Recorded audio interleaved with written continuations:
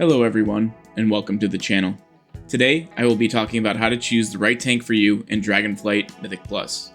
Please keep in mind that this video will be highly opinion-based, but that it's coming from someone who has extensively tested tanks in Dragonflight and plays the game purely for Mythic Plus.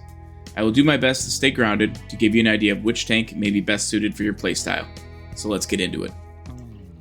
First up is Protection Warrior. Warrior is in a good spot for the first season of Dragonflight. The approach to Warrior has not changed too much from Shadowlands, but the toolkit was expanded to bring back some elements that were present in BFA and Legion. As a Warrior tank, you'll be able to do solid AoE damage thanks to Thunderclap and Blood and Thunder, which applies Rend to all targets that are hit by your Thunderclap. The combination is so good that Thunderclap and Rend will be your top two damaging abilities in keys, accounting for 30% or more of your total damage output. Aggro is not an issue on Warrior due to that combination, in addition to all the bleed enhancing effects in the talent tree. Warriors have an aggressive playstyle that bodes well for a group capable of chain pulling. Your primary rage spenders are Shield Block and Ignore Pain, both of which allow for incredible self-sustain. Shield Block is your primary defense from physical damage, while Ignore Pain can be used freely for either physical or magic damage. Your offensive rage spender is Revenge, which is also a significant portion of damaging keys. You'll be looking to spend rage to activate Violent Outburst, which buffs the damage of either Thunderclap or Shield Slam by 200%, generates more rage, and activates Ignore Pain. Keeping Shield Block and Ignore Pain up, while also using Revenge and AoE and Shield Slam for single target, is essential to playing Warrior well. If you like an aggressive tank with strong mitigation that has a busy but not complicated priority system, then Warrior may be the right one for you. Next up is Protection Paladin. Paladin went through some changes for Dragonflight. If you played Protection in Shadowlands, then the first thing you may notice is that Avenger's Shield no longer generates holy power. This may seem a little weird at first, but it's something that you'll adjust to quickly. You'll also still be tethered to Consecrate, as standing in Consecration will both buff and mitigate damage done, which can be quite restrictive at times. Paladin is a bursty tank with damage windows that are built around Avenging Wrath and Sentinel. Single target can be a little bit behind some of the other tanks, but it's still capable of doing phenomenal AoE damage. When you play a Paladin tank, you'll be engaging in a buff minigame built around the talent of Dusk and Dawn in the Paladin class tree. This talent buffs the Paladin when it reaches 5 and 0 holy power. At 5 holy power, you'll gain Blessing of Dawn, which will increase your damage and healing by 10%. At 0 holy power, you'll earn Blessing of Dusk, which will reduce the damage you take by 4%, increase your armor by 10%, while also reducing the cooldown of holy power generating abilities by 10%. Both buffs last for 15 seconds, and they can be active at the same time. Additionally, Paladin is still a utility machine for any group, and now has the ability to battle res with the new ability Intercession. As a Paladin, you'll be able to provide extra healing, solid damage, and incredible utility for any group. If you're someone who likes to do it all as a tank, Paladin may be for you. Next up is Brewmaster Monk. Brewmaster has been in a weird place throughout most of Dragonflight testing. Public opinion seems to be overly down on Brewmasters, but some of that is definitely misguided. Brews are still dealing incredible damage, even after the final tuning pass leading up to Dragonflight release.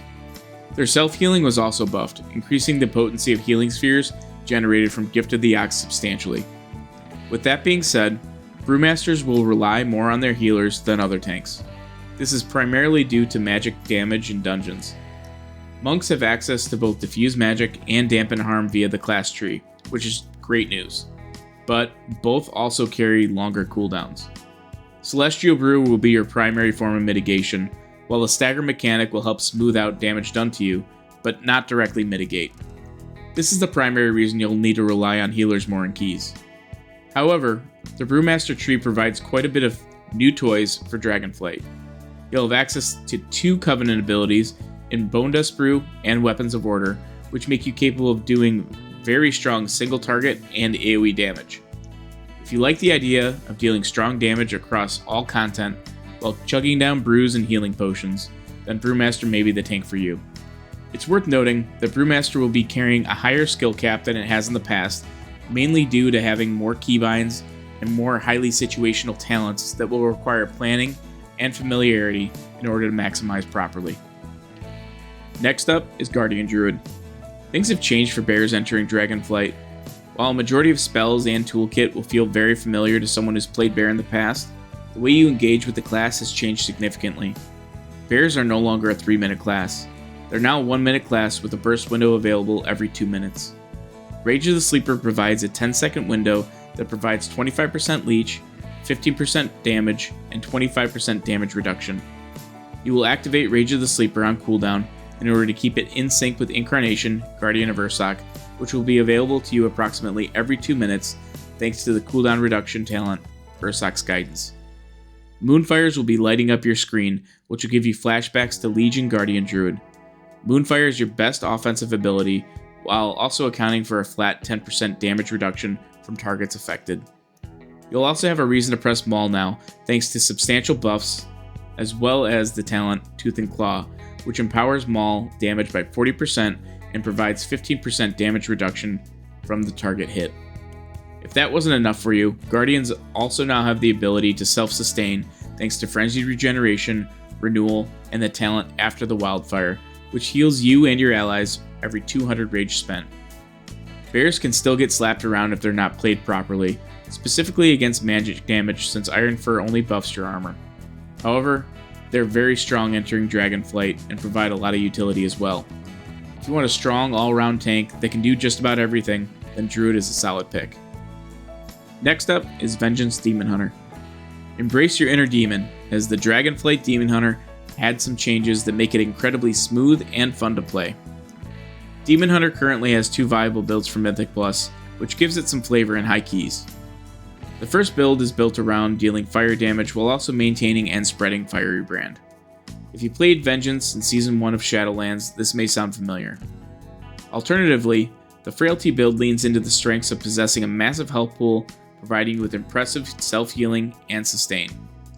The Dragonflight take on Vengeance gives the player much more control over their health pool. One of the major drawbacks of Vengeance in the past was its single target damage. Whether it was a boss fight or a low count mob pull, Vengeance was lacking funnel damage for priority targets. This is no longer the case, as single target damage has been buffed substantially. Demon Hunters also have access to 3 Covenant abilities from Shadowlands in their trees, with the ability to have 2 of them active at any given time. Sigils remain a large part of your gameplay, with Sigil Silence bringing tremendous value against caster mobs. Demon Hunter is also currently the king of magic damage mitigation. You will also have access to quite a few legendary effects from the past, thanks to talent trees, which has really helped to round out the Vengeance toolkit, making them a very strong tank for Mythic Plus. If you like control, then Vengeance is for you. Whether you're controlling and regulating their health pool or mobs, Demon Hunter will be a popular tank in Dragonflight, especially for those stepping into the tank role for the first time. Lastly, we have Blood Death Knight. Blood will play a little differently now, thanks mostly to the introduction of the class tree, which gives Blood Death Knights access to some Frost and Unholy skills that it hasn't had in its kit before. There are some pros and cons to this. First, the positive. You'll now have access to Icy Talons and Empower Rune Weapon. Icy Talons provides you with a melee attack speed buff, which can stack 3 times and provide a total of 18% attack speed bonus. Empower Rune Weapon provides the Death Knight with 15% haste buff and generates 5 runes and 25 runic power over 20 seconds. On the negative side, Blood Design leans even more into fighting within your active Death and Decay, which can be restrictive in content like Mythic Plus. Heartstrike still hits additional targets while you stand in Death and Decay, and now you'll receive an additional 5% haste thanks to the Unholy Ground talent. It's not all bad though. To offset your dependency on Death and Decay, you can gain an extra charge from the talent Death's Echo. Additionally, Blood still has the most control over their health pool and whether or not they live or die. This will also require a little bit more skill and attention to detail. Blood is also dealing quite a bit of damage thanks to Shattering Bone, which also has the dependency on being in Death and Decay for triple damage while you stand within. In order to do damage with Shattering Bone, you'll need to have your charges of Bone Shield consumed. This may feel a little goofy at first, but the damage incentive alone is well worth it.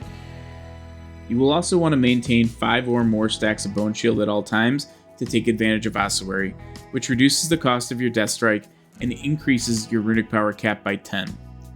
If you like having your fate in your hands while fighting on tainted grounds, then Blood may be the tank for you.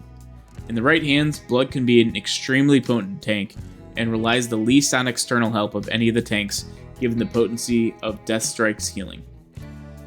Just a few notes to wrap the video up. Tank balance is the best that I can remember at the start of an expansion, and I've been playing WoW since it released in 2004. If you're someone who has an affinity to a specific tank spec, I recommend playing that tank, regardless of what it is. There are no real outliers here. All 6 tanks are tuned close enough that they will all be viable for 90% of Dragonflight content. The pick of which tank is best is really highly situational, and may even change based on the dungeon or the boss fight. Some classes do have some restrictions, such as Consecrate for Paladins or Death and Decay for Death Knights. However, every tank has a point in their respective talent tree where they may need to pick mitigation over damage or vice versa. Regardless of which tank you pick, you will find they are all good or better than their counterparts at something. Keep in mind that tuning will be an ongoing process, and your talent pathing may change throughout the expansion. This video should maintain relevance through at least Season 1 of Dragonflight. If you have any questions or feedback, please drop them in the comments section below. Enjoy Dragonflight, everyone.